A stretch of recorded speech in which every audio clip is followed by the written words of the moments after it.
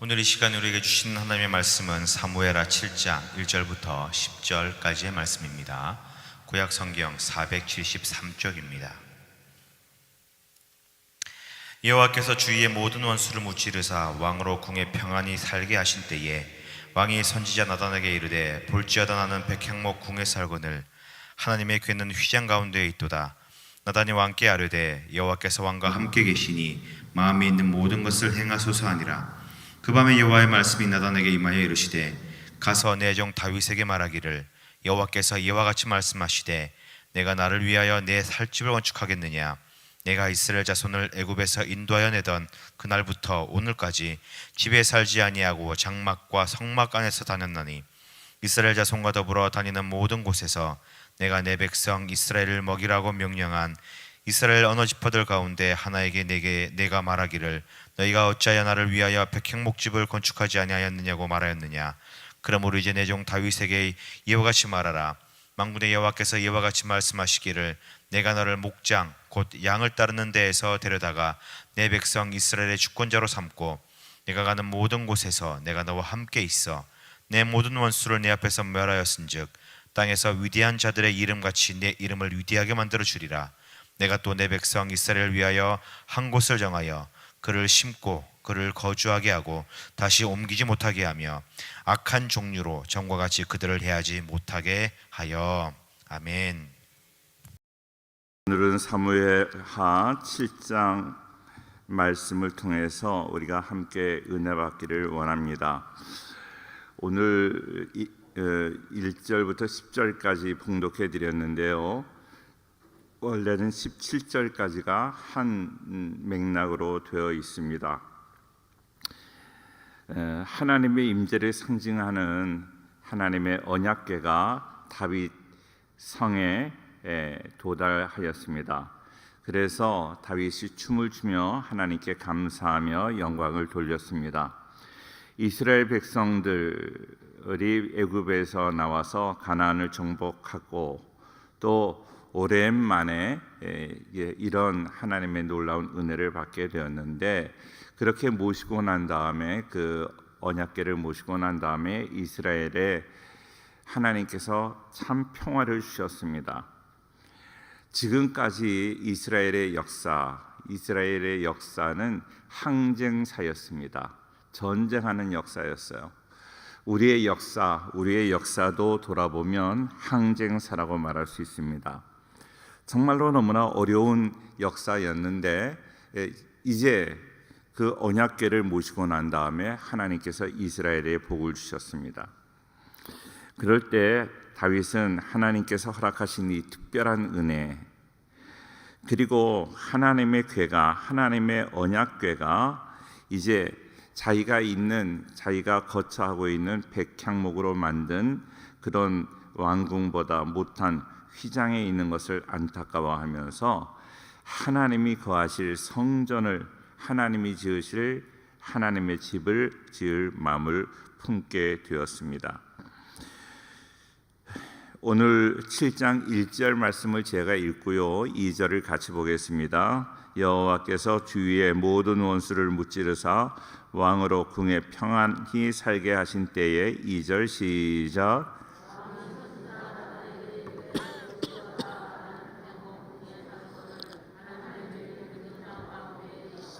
예, 그렇습니다. 그 마음이 얼마나 귀한 마음이에요. 하나님께서 네가 내 성전을 지어라 하고 말씀하시지도 않았는데 다윗이 하나님의 은혜에 감사하여 그런 생각을 하였다는 것입니다. 자기의 심중에 있는 말을 나단에게 다 말했습니다. 나단에게 말했는데 오늘 3절 말씀을 보니까 사람의 실수가 나와요. 실수가. 3절 같이 한번 볼게요. 시작. 나단이 왕께 아뢰되 여호와께서 왕과 함께 계시니 마음에 있는 모든 것을 행하소서 하니라 그랬어요. 자, 나단도 하나님께 기도하는 사람이었고요. 다윗도 하나님께 기도하는 사람. 다윗을 하나님께서 축복해 주셔서 지금까지 이렇게 승리하게 하여 주셨고 통일 왕국의 왕이 되게 하였습니다. 그런데 오늘 말씀해 보니까 나단 선지자, 정말로 그 시대의 최고의 하나님의 사람, 하나님의 선지자라고 말할 수 있는 나단이 왕께 아뢰되 여호와께서 왕과 함께 계시니 마음에 있는 모든 것을 행하소서. 왕과 함께 하시니까 왕의 마음에 있는 모든 것을 행하는 것, 그거 하나님이 기뻐 받으실 것입니다 하고 이야기를 하는 거예요. 이 3절의 말씀은요, 맞기도 하고 틀리기도 해요. 맞는 이야기입니다. 그리고 또 틀리는 이야기이기도 해요. 왠가 하면 결론부터 말씀드리면 이 다윗이 성전을 짓는 것을 하나님께서 허락하지 않았어요. 성전을 짓고 싶었지만 하나님이 허락하지 않으셨어요. 우리가 믿음으로 기도하고 믿음으로 생각하고 그랬다고 해서 그것이 다 하나님이 원하시는 것 아니에요. 제가 부목사 시절에 교회를 하나 개척하고 싶은 마음이 있었어요. 교회를 개척하고 싶어서 얼마나 교회 개척을 놓고 기도를 하고 그랬습니다. 그래서 여기 서구 신현동이라고 아세요? 신현동? 대답 좀 해봐요. 알아요? 예. 예.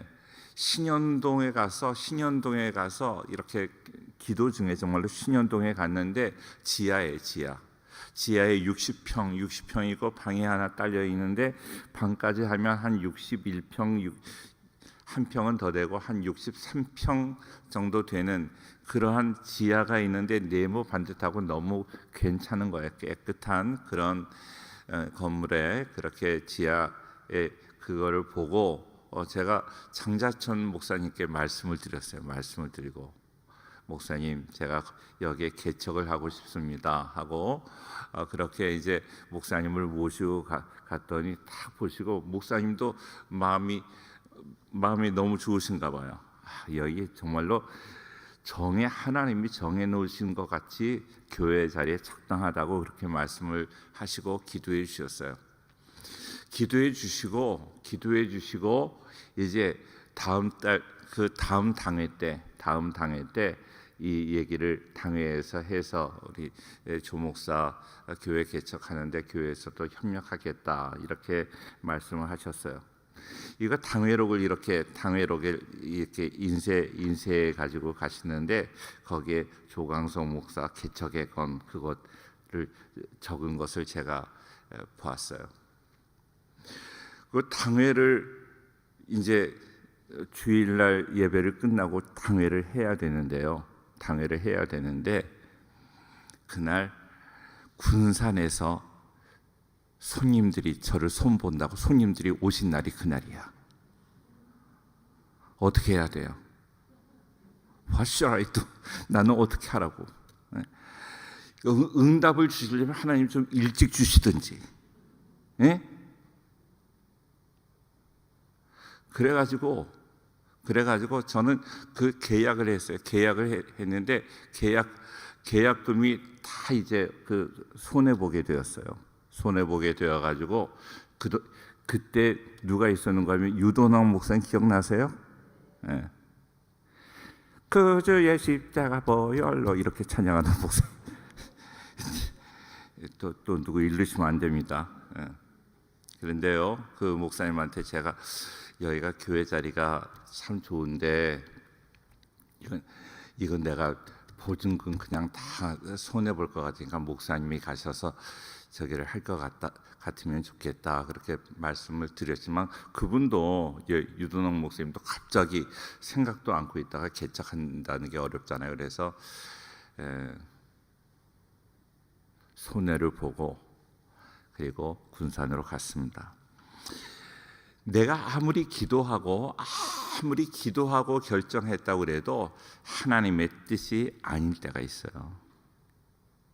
그러니까 지금 나단이 우리 함께 더 기도하고 하나님의 뜻을 더 우리 구하도록 합시다 하고 말을 했다면 훨씬 더 좋았을 거예요. 다윗이 그런 마음이 있었다면 그 마음을 가지고 더 기도했다면 더 좋았을 텐데 다윗도 또 나단 선지자도 하나님의 뜻 깊이 감추어져 있는 그 하나님의 뜻을 발견하지 못했다 하는 것입니다. 자, 물론 다윗이 너무나 아름다운 마음을 가지고 있었지만 그 아름다운 마음이 있다고 해서 그 아름다운 마음 자체, 그 자세는 하나님이 받으시지만 그 다윗이 생각했던 그 모든 것을 다 받으시는 것은 아니다 하는 것을 우리가 기억해야 될 것입니다. 자, 그래서 하나님께서 그것을 허락하지 않으십니다. 허락하지 않으시지만 그 다윗의 그 마음, 하나님을 사랑하는 그 마음이 하나님 보시기에 얼마나 아름다워 보였을까요?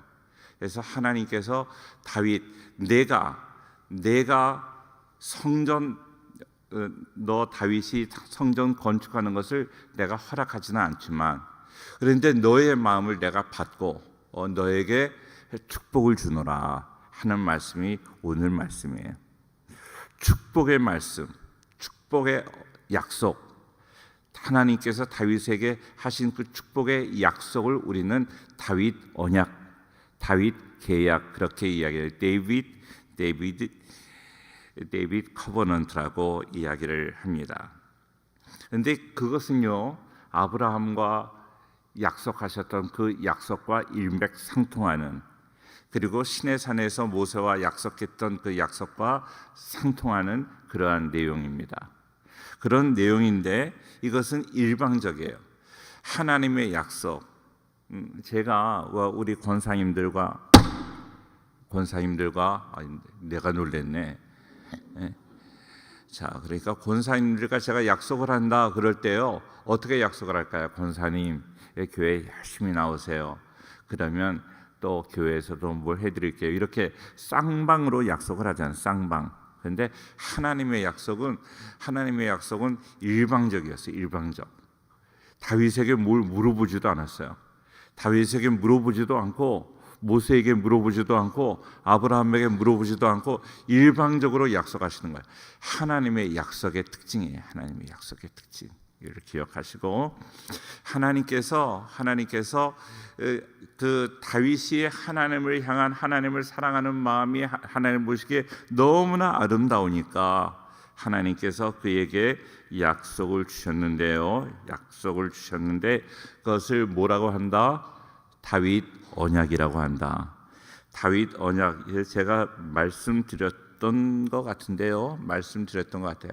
성경을 보시면 성경에 줄이쳐 있으면 말씀 전해드린 거고, 줄이쳐 있는데도 기억이 안 나오면 참 망각의 은혜를 받으신 거고, 그래서 7가지를 말씀하십니다. 7가지의 축복을 주시는데요. 이 7가지의 축복, 오늘 말씀을 듣는 우리 모든 성도들에게, 나에게도 다윗에게 주셨던 이 축복을 허락하여 주옵소서. 허락해 주시기를 주의 이름으로 축원합니다. 첫 번째로 9절입니다. 9절. 다윗 계약의 첫 번째 9절 잘 기억하세요. 9절 시작. 네가 네 모든 원수를 네 앞에서 멸하였은즉 땅에서 위대한 자들의 이름같이 네 이름을 위대하게 만들어 주리라. 하나님께서 그의 이름을 위대하게 만들어 주셨어요. 이스라엘에 가보면요, 다윗이 최고의 왕이에요. 최고의 왕. 다윗의 별이 있어요. 다윗의 별. 그러니까 모든 것이 다, 그리고 후세 사람들도 잘 되라고, 훌륭하게 되라고 다 다윗이라는 이름을 따요. 이 얼마나 그 이름이 위대하게 되었어요. 내가 위대하려고 하면 위대해지지 않는 거예요. 내가 위대해지는 것이 아니라 하나님이 나를 높여주시고 하나님이 나를 위대하게 해주셔야 다른 사람들이 나를 존귀하게 여기고 나를 높여줄 줄로 믿습니다. 다윗이 높여진 것과 같이 우리들도 높여질 수 있기를 주의 이름으로 축원합니다.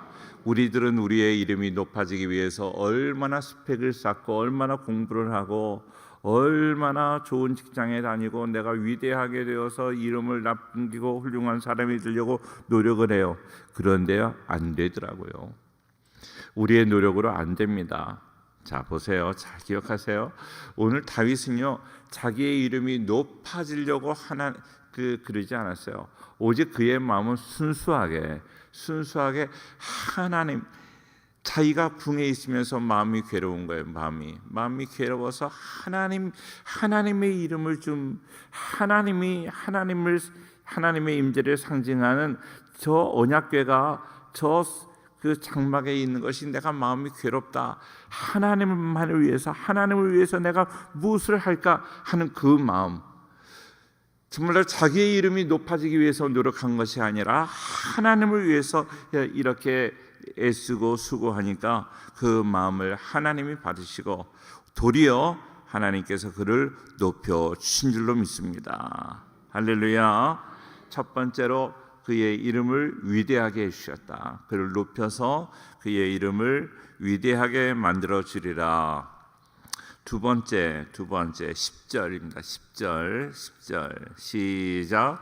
내가 또 내 백성 이스라엘을 위하여 한 곳을 정하여 그를 심고 그를 거주하게 하고 다시 옮기지 못하게 하며 악한 종류로 전과 같이 그들을 해하지 못하게 하여. 자, 하나님께서요, 한 곳을 정하여 그를 심어주겠다. 너희가 이제 거기에 그를 거주하게 하고 다시 옮기지 못하게 하고 안정된 생활을 하게 지켜주겠다는 것입니다. 악한 종류로 전과 같이 그들을 해하지 못하게 하며 우리를 방해하고 우리 이렇게 막 거치장스럽게 하는, 막 내가 무슨 나를 죽이지는 않는데 내가 항상 누구 때문에 좀 피곤한 사람이 있어요, 없어요?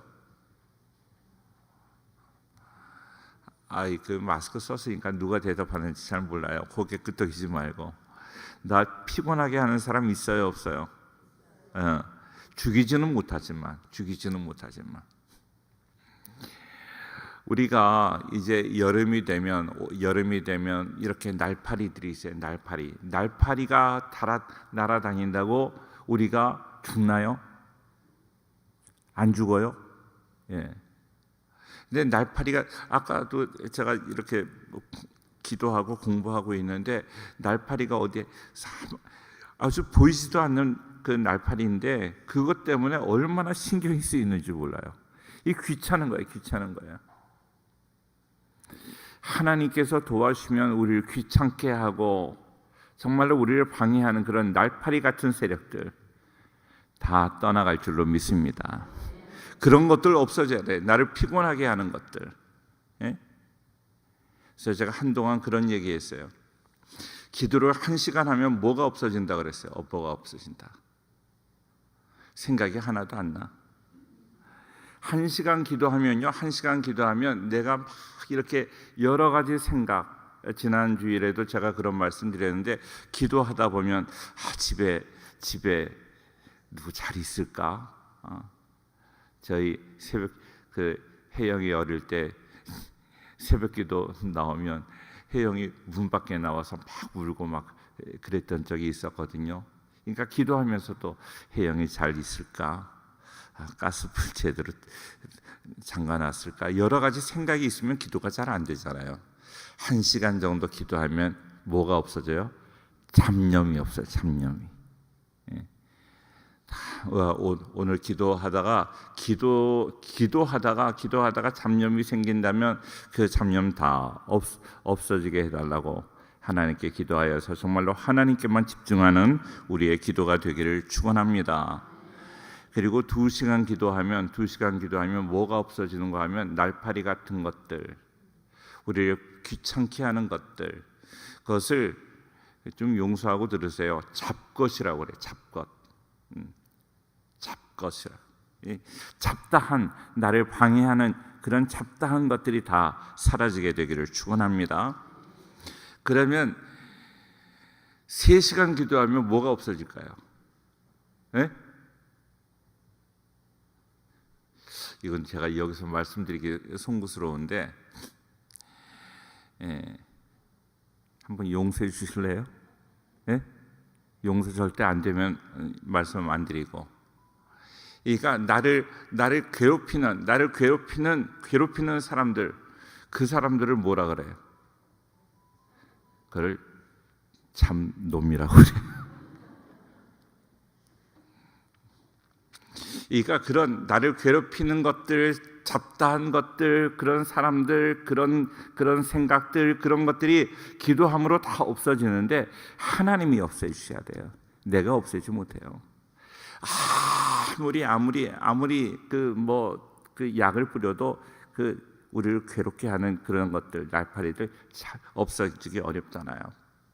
하나님이 역사하셔야 됩니다. 오늘 두 번째로 한 곳을 정하여 그를 심고 그를 거주하게 하고 다시 옮기지 못하게 하며 악한 종류로 전과 같이 그들을 해하지 못하게 하여 내가 전에 사사에게 명령하여 내 백성 이스라엘을 다스리던 때와 같이 갖게 하지 않는다. 그때 이렇게 잡다하게 나를 괴롭히는 세력들이 많이 있었다는 거예요. 왜? 우상 숭배하고 자꾸 하나님을 떠나니까 잡다하게 자꾸 나를 괴롭히는 세력이 있는 거예요. 잡다하게 나를 괴롭히는 세력들이 있을 때 내가 그 세력들을 막으려고 노력하는 것이 아니라 더 하나님을 붙잡고 나아가면 우리는 승리할 줄로 믿습니다. 할렐루야. 우리 교회에서 이단에 대한 세미나를 여러 번 했었잖아요. 여러 번 했었고 탁지원 소장님도 오시고 여러 번 그렇게 했습니다. 그런데요, 할 때마다 느껴지는 것은 뭔가 하면 정말로 우리가 이단 세미나를 할 것이 아니라 뭐를 해야 될까요? 하나님을 더 잘 아는 게 중요해요. 이단 잘 알아서 뭐예요? 이단 잘 알아야 이단에 빠지지 않는다 하는 이야기, 아주 통속적으로 하는 이야기예요. 그렇지 않아요. 하나님을 정확히 알면 이단이 금방 분별이 되는 거예요. 우리가 하나님께 깊이 기도하면 다른 악한 영들이 들어오게 되면 금방 우리가 분별하게 되는 거죠. 하나님을 더 깊이 아는 우리 성도들 되기를 축원합니다. 할렐루야. 그래서 잡다한 것들이 다 떠나가고 정말 하나님께서 평안을 주시는 그 평안의 은혜, 샬롬의 축복이 우리 모두에게도 넘칠 수 있기를 축원합니다. 할렐루야. 자, 세 번째, 첫 번째가 뭐라고요? 첫 번째가 네 이름을 위대하게 하고, 두 번째가 참된 평안을 주신다는 거예요. 한 곳을 정해서 3절 세 번째가 11절입니다. 11절 시작. 전에 내가 사사에게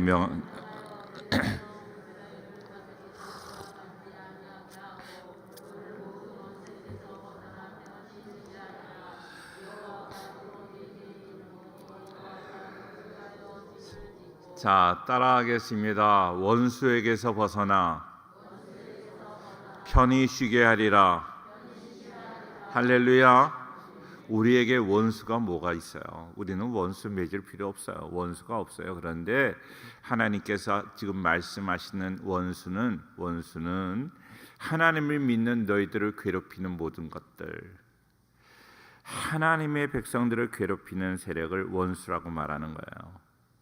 그러니까 우리의 원수에게서 벗어나 평안하게 살아가는 그 은혜가 우리에게 있어야 됩니다. 다시 말하면 우리는 악한 영들과 마귀와 싸워서 승리하는 거예요.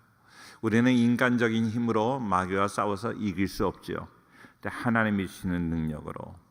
할렐루야. 자, 믿는 자에게 이런 표적이 따르리니 그러잖아요. 믿는 자에게, 예수님 믿는 자에게, 하나님 믿는 자에게 승리를 주시는 거예요. 나는 하나님만 붙잡고 있으면 승리할 줄로 믿습니다. 근데 사람들이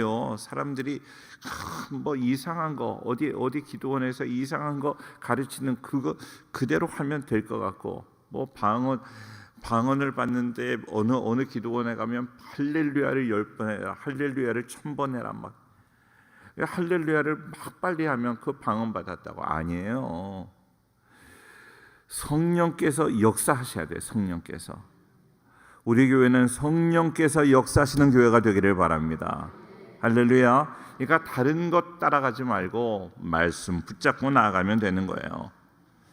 그래서 원수와 싸워서 우리는 이길 수 없지만 하나님이시는 그 힘으로 말미암아 원수를 날마다 승리하는, 기도하지 않으면 우리를 우습게 하는 거죠.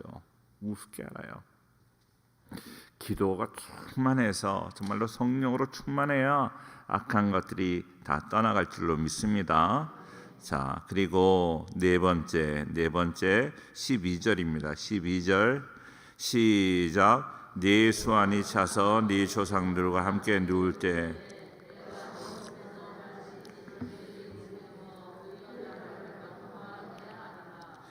자, 보세요. 내가 네 몸에서 날 씨를 내 뒤에 세워 그의 나라를 견고하게 하리라 그랬어요. 다시 말하면 너희의 자녀를 축복하겠다는 거예요.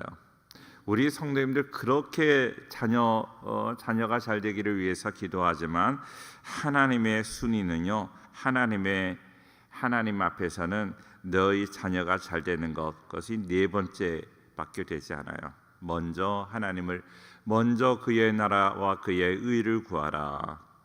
먼저 하나님 나라를 구하고 하나님 나라를 든든히 세우기 위해서 우리의 사명을 감당할 때 우리의 자녀들에게도 하나님께서 은혜 주실 줄로 믿습니다.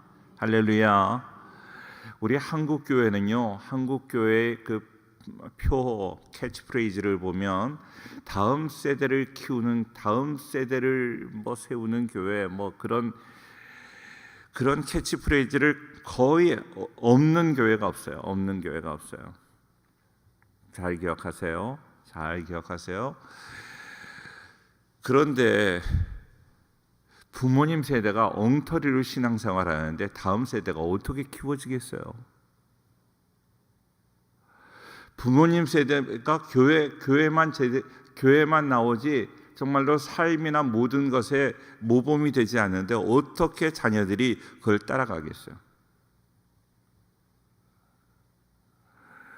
부모님들이 교회 나가라 그래서 교회 나가면 집에 돌아와서 부모님들이 모범적인 모습을 보여야 되는데 모범적인 모습을 보이지 않고 때로 교회에 대한 이야기 뒷담화들 하고 그러면 누가 교회 제대로 나오겠어요? 우리 교회 지도자들이 잘 알아들어야 돼요. 목사님들, 장로님들, 권사님들, 집사님들 더 정신 차려야 돼요. 우리가 정말로 순수한 마음으로 하나님 앞에 신앙생활 하는 것들을 그 자녀들이 뒤에서 보고 있는 거예요. 제가 한동안 많이 말씀드리다가 요즘은 안 하는데 자녀들은 부모님의 무슨 모습을 따라온다 그랬어요. 무슨 모습을 본받는다? 뒷모습을 봐요. 뒷모습을. 우리는 모델이 돼야 돼. 신앙의 모델이. 신앙이 모델이 안 되고 앞에서만 자꾸 나오라고 합니다. 그러니까 우리 신앙생활 잘 하시는 우리 장로님, 목사님, 장로님, 권사님, 집사님들, 자녀들 양육하기 쉽지 않죠? 교회 나오게 하기 쉽지 않죠? 얼마나 기도하고 얼마나 눈물 흘리고 그러고 자녀들 키우는 거예요. 그냥 되는 거 아닙니다. 그리고 우리가 먼저 올바른 신앙생활을 하지 않으면 다음 세대를 잘 키우는 교회가 되자고 하는데 그 표에 저는 동의가 잘 되지 않아요. 우리가 먼저 올바로 서야 되는 거예요. 우리를 보고 따라오는데 우리가 제대로 따라오지 않는데 편도 1차선을 운전하고 가요. 편도 1차선. 시골 길은 편도 1차선이잖아요. 편도 1차선. 근데 속도를 지키고 가면 뒤에서 얼마나 빵빵거리고 얼마나 빨리 안 간다고 뭐라 그래요. 그런데요, 속도를 지키고 가면 뒷사람도 속도를 지킬 수밖에 없어. 갈 수가 없어. 우리 성도님들 앞장서 가면서, 우리 자녀들 앞장서 가면서 올바로 가면 자녀들도 올바로 갈 수밖에 없는 거예요. 아멘 하세요. 아멘. 우리 성도님들이 정신 차려 올바로 나아가는 우리 모두가 되기를 축원합니다. 그래서 우리의 씨들이 정말로 자연적으로 따라오는 거지. 자연적으로. 다섯 번째 13절입니다. 오늘 7가지만 말씀드리고 제가 말씀을 마치려고 해요. 7가지가 언제 끝날지는 모르지만. 자, 다섯 번째 시작. 그는 내 이름을 위하여 집을 건축.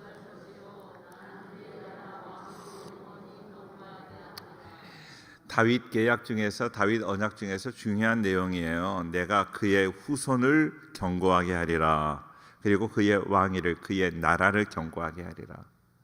그의 나라, 하나님의 나라, 우리의 가문 하나님께서 분명히 지켜주실 줄로 믿습니다. 이 나라 이 민족 하나님이 지켜주실 줄로 믿습니다. 믿음 저버리지 마세요. 믿음 저버리지 말고 여러 가지 핑계 대지 말고 하나님만 바라보고 믿음으로 나아가시는 거예요. 누가 뭐라 그래도 세상이 어떻게 변해도. 주전 4세기부터 전염병이 있었어요. 얼마나 많은 사람이 죽었는지 몰라요. 전체 인구의 3분의 1이 죽어가고 막 그래서 지금 코로나는 약과입니다. 그럼에도 불구하고 하나님은 계속 우리를, 하나님의 사람들을 통해서 역사하시고 이 인류를 지켜오셨어요. 끝까지 믿음을 지키면 이 어려움에서도 능히 승리할 줄로 믿습니다. 하나님은 우리의 자녀를 통해서 우리의 왕위, 우리의 나라를 지켜주실 줄로 믿습니다. 그러니까요, 나라와 민족을 위해서 기도하는 것 중요해요. 기도하셔야 됩니다.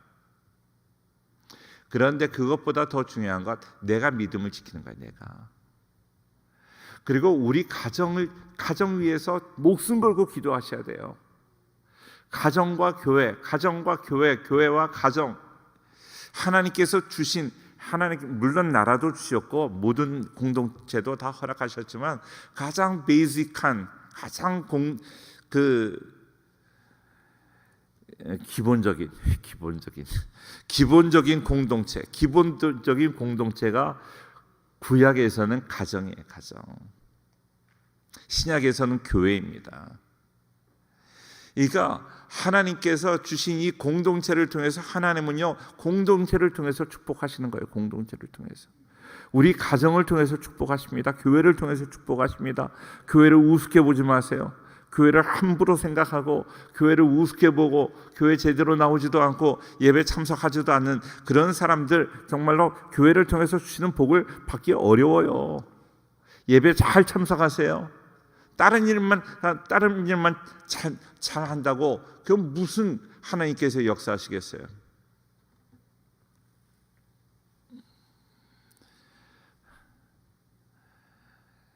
제가 맨 처음에 목회하던 강화에서 목회할 때 그런 분이 있어요. 교회에서 뭐 봉사는 얼마나 많이 하는지 몰라요. 뭐 무슨 펌프를 이렇게 땅에 그 지하수를 나게 하는 땅을 파고 그런 일들 얼마나 열심히. 그분이 없으면 교회가 제대로 돌아가지 않아. 그런데 그분의 특징은 뭔가 하면 이 일하고 예배 시간에는 집에 가.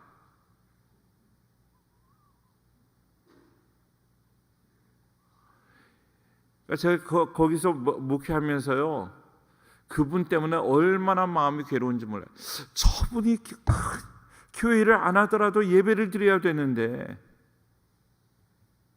근데 예배 드리라는 이야기하면 막 저하고 싸우려고 그래요. 예배 드려야 되잖아요. 예배. 우리 사랑하는 성도님들, 교회를 통해서 하나님이 축복을 주시는데 예배를 안 드리면 뭐 교회가 무슨 의미가 있겠어요? 교회와 가정을 통해서 역사하시는 하나님 앞에 정말로 목숨 걸고 기도하세요. 왜 목숨 걸고 기도하셔야 되는가 하면 교회와 가정, 마귀는 다른 거 공격하지 않아요. 집중적으로 교회를 무너뜨리고 가정을 무너뜨리려고 발광을 합니다. 그게 목적이에요. 그래서 우리가 제대로 살지 못하고 제대로 신앙생활을 하지 못하는 그거를 원하는 거예요. 그러니까 어떻게 해서라도 가정을 지키려고 몸부림하셔야 돼요. 목숨 걸고 기도하셔야 돼요. 목숨 걸고 교회를 위해서 기도하셔야 돼요. 요즘 코로나 때문에 기도에 무모해서 제가 너무 가슴이 아파요. 기도가 약해졌어. 새벽에도 보면 정말로 2시간 이상 기도하는 분이 없어요. 너무 안타까워요.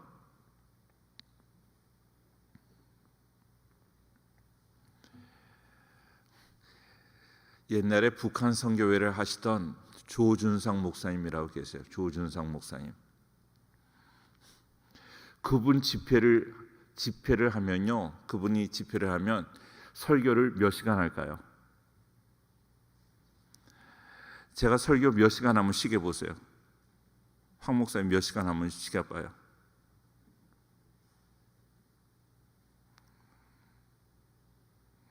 그분은요.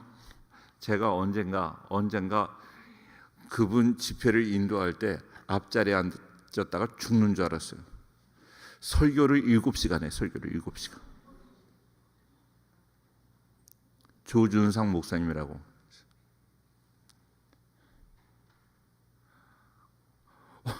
어디 나가지도 못하고. 윌리엄 테리라는 오페라가 있어요. 윌리엄 테리라는 오페라가 있는데 그 오페라 연주 시간이 7시간이에요. 그렇기 때문에 우리 한국에서 연주를 못해요.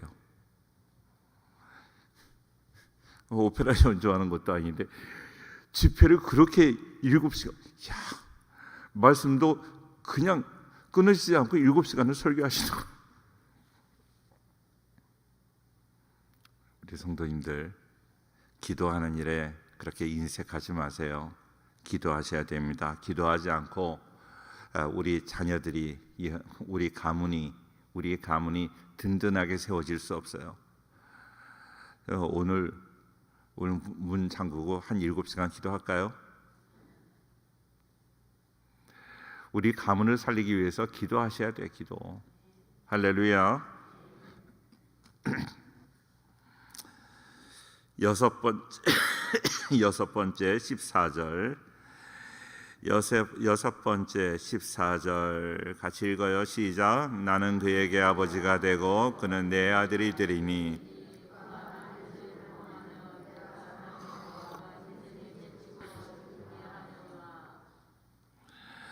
자, 그 다음에 15절 같이 읽게요. 시작. 내가 네 앞에서 물러나게 한 사울에게서 내 은총을 빼앗은 것처럼.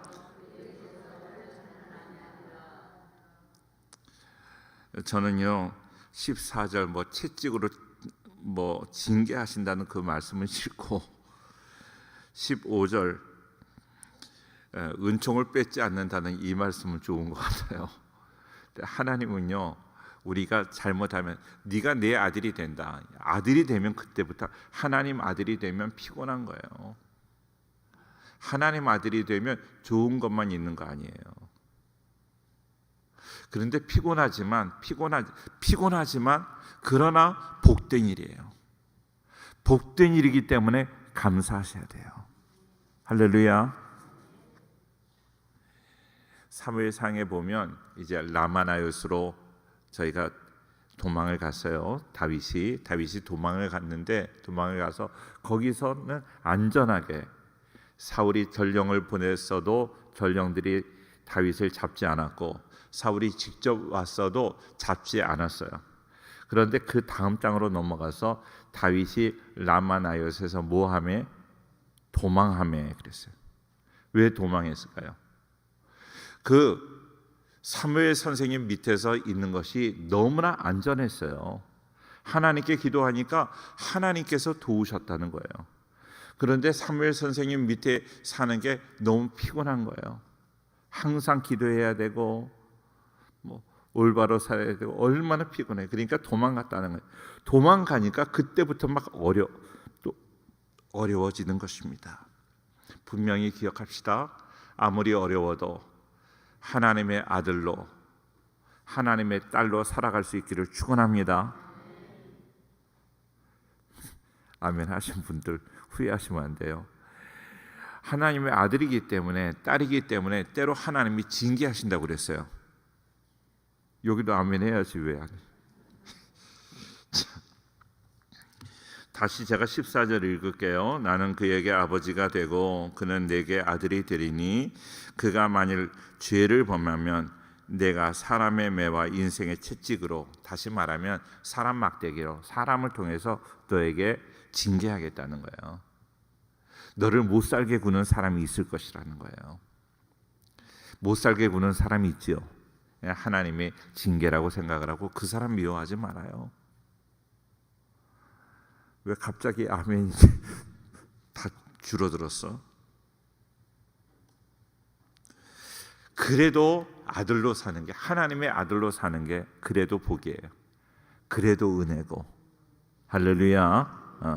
하나님의 은혜로 꼭 사시기를 바랍니다. 마지막 7번째 16절입니다. 16절 시작.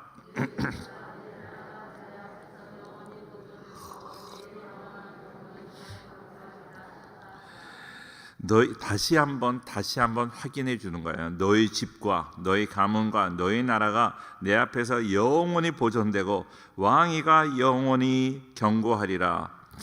우리 성도님들 기도하실 때 이 말씀으로 기도하시면 좋을 것 같아요. 항상 우리의 가정과 우리 나라가 하나님 앞에서 영원히 보존되고 우리의 삶이 하나님 앞에 견고하게 되는 그 복을 허락하여 주옵소서. 이것이 마지막으로 결론적으로 주시는 그 다윗 계약의 이야기입니다.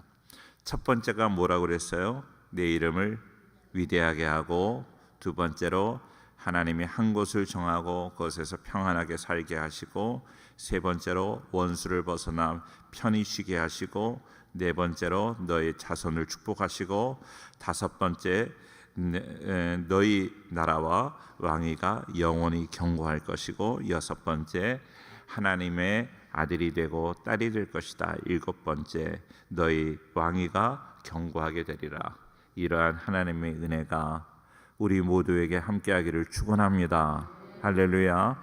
하나님이 다윗에게만 이런 약속을 주신 거지요. 이 다윗 계약이 가장 완벽한 하나님의 약속이에요.